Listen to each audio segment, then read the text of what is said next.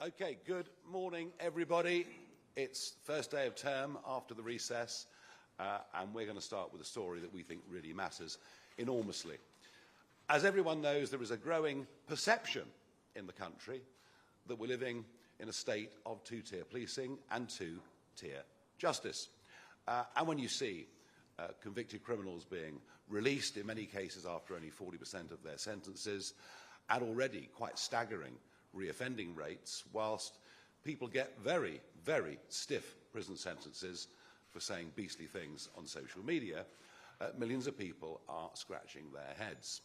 But there is a story that has been somewhat buried, forgotten about, that I think turns the perception of two-tier policing and two-tier justice into a reality. And it is what happened at Manchester Airport. And I want, please, just to show you the footage of what actually occurred as a reminder. Because what happened here was a really, really violent exchange. It finished up, of course, with a female police officer having her nose broken. Pretty awful stuff.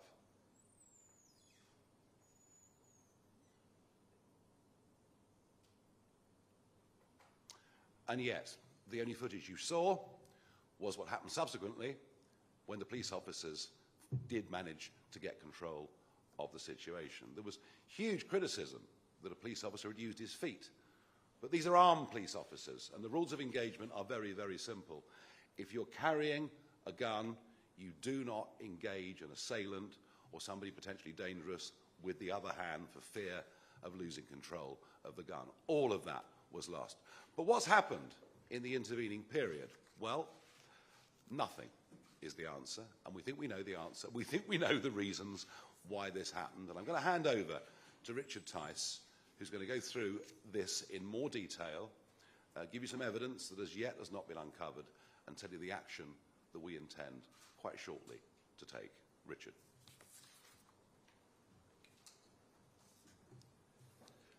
Thank you, Nigel. Good morning, everybody.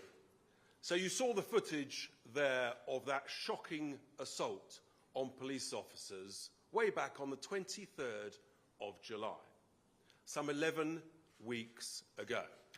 Now, today, we are sending to the Home Secretary a letter signed by all 5 of the Reform UK MPs setting out our real concerns, because this was a brutal, vicious, violent assault on those police officers, who must have wondered what on earth was happening. It was so violent that a number of the officers were floored, at least one officer had a nose broken, and frankly, as Nigel just touched on, the officers showed great restraint by only using their tasers as opposed to something more serious. In many airports around the world, it would have been a case of weapons first, ask questions later. Those officers should be applauded for how they conducted themselves. 11 weeks later, the assailants have still not been charged.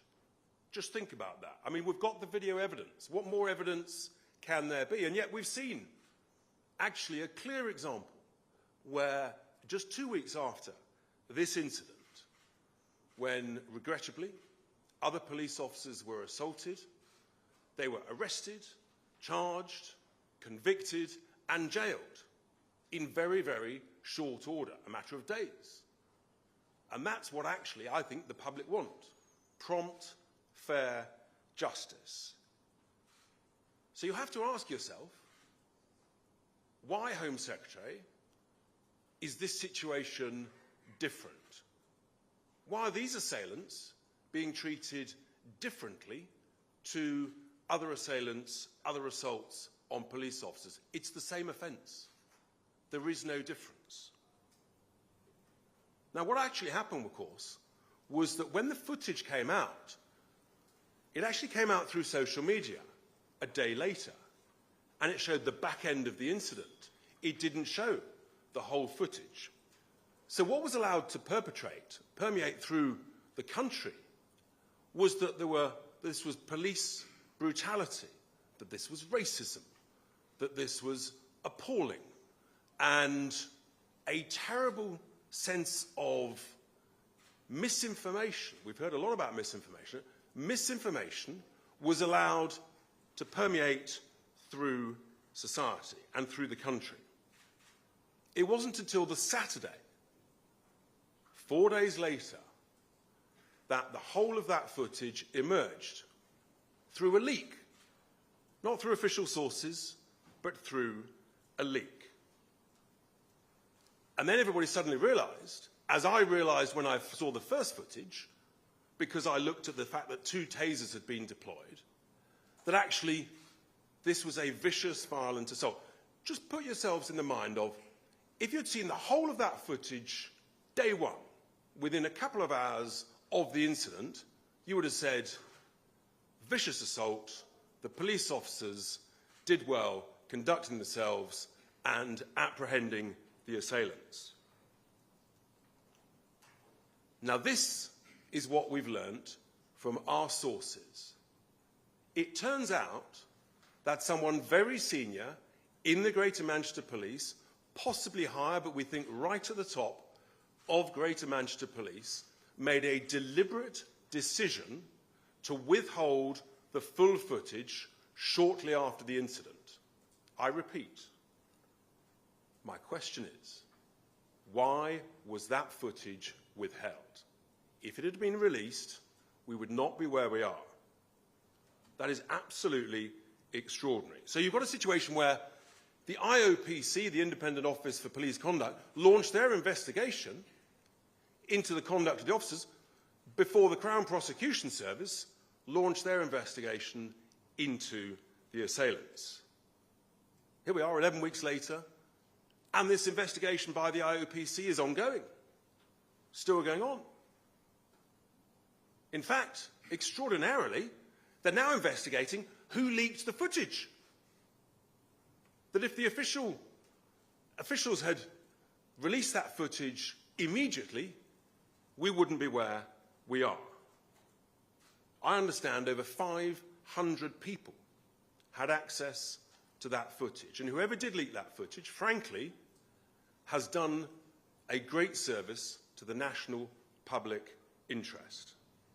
But no, the IPC, they think they should investigate it. So what's really going on here? That's the question we have to ask.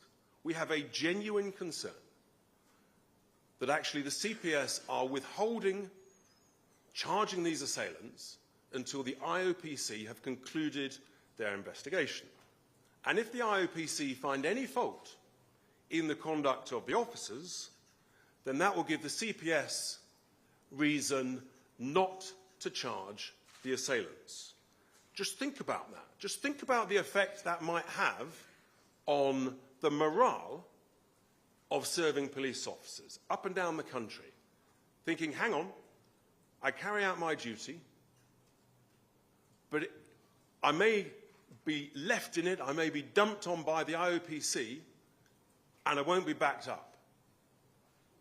That leads to a complete collapse of morale amongst serving police officers. And if they're worried about that, then the impact is they won't actually carry out their duties and their functions in the way that we, tens of millions of British people, would like them to do so, because they're too afraid of the consequences. That is a very bad place for law and order and justice to be in our country. This is not acceptable. It's not acceptable to us at Reform UK, but much more importantly, it's not acceptable to tens of millions of decent, law-abiding British citizens. So we are therefore serving notice today in this letter to the Home Secretary that if the Crown Prosecution Service are not going to charge these assailants, then we at Reform UK, we will launch a private criminal prosecution against these assailants. We've taken legal advice. I have a top-quality legal team on standby, and that is what we will do. And we will crowdfund it, And I'm very confident that we will raise considerable sums in order to carry out such a prosecution, and in order to provide the confidence that our serving police officers up and down the country want in their duty. It is completely unacceptable for the CPS not to charge these people. Now, it's been suggested to me that if we carry out this action and we launch a private criminal prosecution, that the CPS may then adopt it and carry it on themselves and then discontinue it. And so I just serve notice here today. Again, that would be completely, utterly unacceptable to tens of millions of British people. This situation is untenable. It's 11 weeks on. We're left with a situation where we genuinely ask the question, has a degree of misconduct or misfeasance gone on by senior officials at the IOPC, at the Greater Manchester Police, and by the CPS? This is not a good place for law and order to be in the United Kingdom. It is a very bad thing if tens of millions of British people think that we have two-tier policing and two-tier justice. That is the contents of this letter to the Home Secretary. We look forward to her reply and her statement on this issue, but the British people want action, we want answers, we want equal, fair, prompt justice. That's what we wanted to say, and we're very happy to take questions from members of the press. What we'll do a photograph of the letter first. You come up all round. You guys. Richard, you and I hold that. Get the position. James, you better sort of come on in a bit.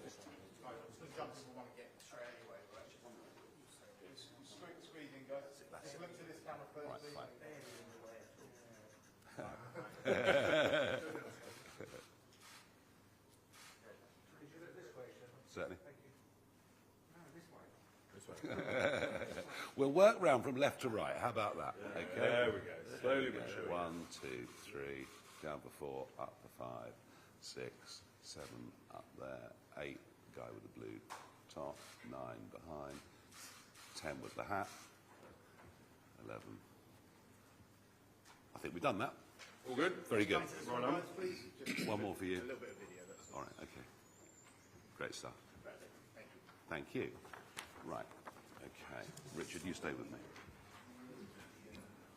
Okay, we're very happy to take questions on this, or frankly, any other subject you choose. Just tell us which organisation you are from, sir. Tom Simons, BBC. The police have a policy for releasing video which says that there has to be policing purpose for releasing something like this because, of course, it can affect prosecutions. They didn't release the first video. You've sort of accused them of withholding the second video. What actually are you saying they've done wrong here? Yeah, but the whole point about policing is they have to consider also about maintaining confidence and what's in the public interest. And that decision not to release the video led to serious allegations against the officers, serious allegations of police brutality against the Greater Manchester Police, and it led to protests, and it led to a crisis of confidence. So actually, it's about considering it in the round, what is in the public interest. And what's clear from the information we now have is that the decision was made not to release that footage. That is a terrible communications failure that led the situation to where it is today. Yeah, I mean, the public deserves to be told the truth. Do you want to come back? They almost never release footage in these situations. You're suggesting there's a cover-up. I wonder if you have any other evidence of that which you can share with us today. I haven't used the word cover-up. What I've used is a serious misjudgment which had catastrophic consequences. And in a sense, we never stop learning in life, do we? And this has shown that actually communications is absolutely vital to prevent misinformation. we've heard a lot about misinformation over the summer. These events around this incident have occurred because of misinformation circulating that would have been prevented. So the leadership of the Greater Manchester Police have serious lessons and questions to answer. Yeah, and this extends to other things too. I mean, Lord Carlisle, the Liberal Democrat peer the other day, said, why are we not levelling? That was the phrase that he used. Why are we not levelling with the public? And he meant that in particular in the aftermath of the riots, that perhaps if people had known the truth earlier, things wouldn't have been as bad as they were. Charlie, you. Microphone. Charlie Peters, GB News. In your letter, you say that a very senior officer has prevented this being released in opposition to the advice of more junior officers. You've denied this is a cover-up, but have you heard frustration from sources in Greater Manchester Police about that decision? Do those officers feel as though this is a political witch hunt, to use your language? Well, actually, the frustration is amongst tens of thousands of police officers up and down the country, because they can see a terrible mishandling of this situation, which properly handled, awful though the assault was, people would have understood. There was a brutal assault, the police officers apprehended them, hell of a scrap, but they got on top of the situation. And that's the frustration that, I've had lots of police officers write to me, email me, thanking me and Reform UK for the stance we took in supporting the officers and the broader police community on the front line in this situation. Thank you.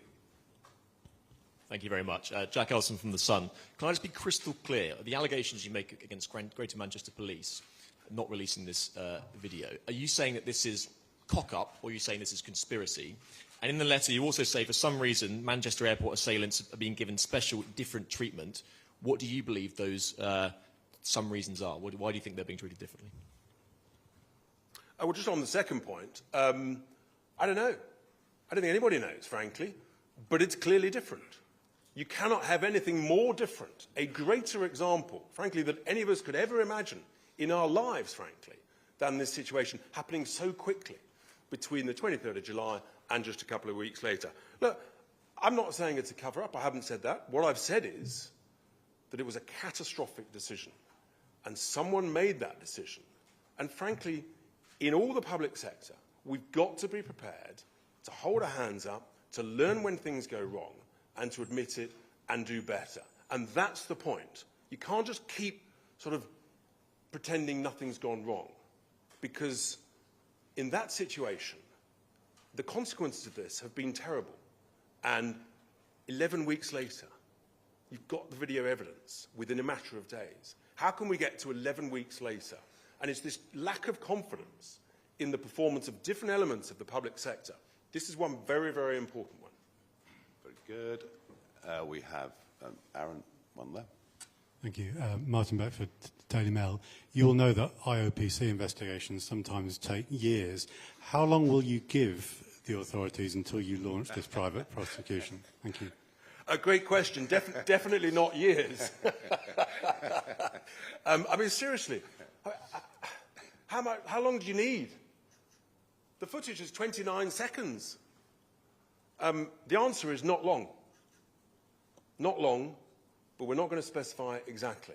We want a response from the Home Secretary on this situation. And frankly, I think the CPS and the IOPC and the Greater Manchester Police, they need to update us. What's the situation? Silence isn't good enough, because what happens in silence is it's a vacuum. And in a vacuum, misinformation spreads. Bad things happen. We don't want a vacuum. We don't want silence. We want answers. Absolutely. Okay, we've got a couple here. Microphone. Hi, thank you. Steph Sparrow from The Express. I'm going to pivot slightly and ask about winter fuel payments, if that's okay. MPs are back in Parliament. There's a big rally outside today. Winter is looming and pensioners are running out of time. What's your message to Labour, and what more do you hope they do in the next few days before the budget? Well, they made a terrible mistake, haven't they? I mean, they've alienated. There are 10 million people going to lose the winter fuel allowance. Yes, it's true, some of them are well-off pensioners, but they are actually, as a percentage, relatively small. Quite why we can't link the winter fuel payment to what tax rate you pay, so that wealthy pensioners would be taken out of the system via that method, I have no idea.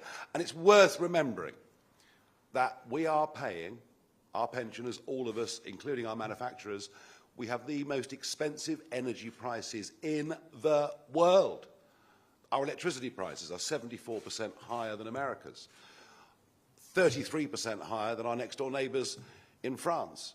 So we're doing this to a group of people, nearly all living on very limited fixed incomes, at a time when bills are sky high anyway, let alone what the implications for gas and oil prices might be as a result of what is going on in the Middle East. There was one of my constituents, I thought sort of rather summed up where we were. You know, 31 missions as tail end Charlie at the back of a Lancaster, and because he has a very small private pension, he's going to lose his winter fuel payment. I don't think the Labour government even begin to understand just how wrong and unfair this seems to so many people. The other worry, of course, is that if you look at what Ed Miliband is doing as Energy Secretary, the 171 successful wind auctions have all happened at strike prices that are double the current market rate for electricity. And that means, I would think, energy prices must rise at least for 10 years. At least for 10 years. So we'll go from being the most expensive energy in the world to even more expensive energy. And that's bad news for the 10 million. But equally, you might just have noticed that we are deindustrialising now at a rate that is almost unthinkable. Chris McKeon, Press Association. Nigel, a few weeks ago you said that the Speaker's Office and the Parliamentary Security Team had given you advice not to hold in-person constituency surgeries. Speaker's Office says this didn't happen. Parliamentary Security can find no record of such advice being given. Which one of you is lying? The Speaker's Office is always right. Thank you. Thank you, everybody. Thank you very much indeed. Oh, we've got some more, Dan. Final note. I don't know what you're doing later on today, but there's a very, very important new movie that is coming out. It is Labour the Movie, and you can get it tonight on ITV at 6:25 and on BBC One at 6:55. It is a party political broadcast unlike anything that has ever been seen in the United Kingdom before. In fact, when you watch it, you will ask yourself the question, how on earth were they allowed to do that? And there it is. There's my ticket, and we'll be handing out tickets to all of you in just a couple of moments' time. Thank you.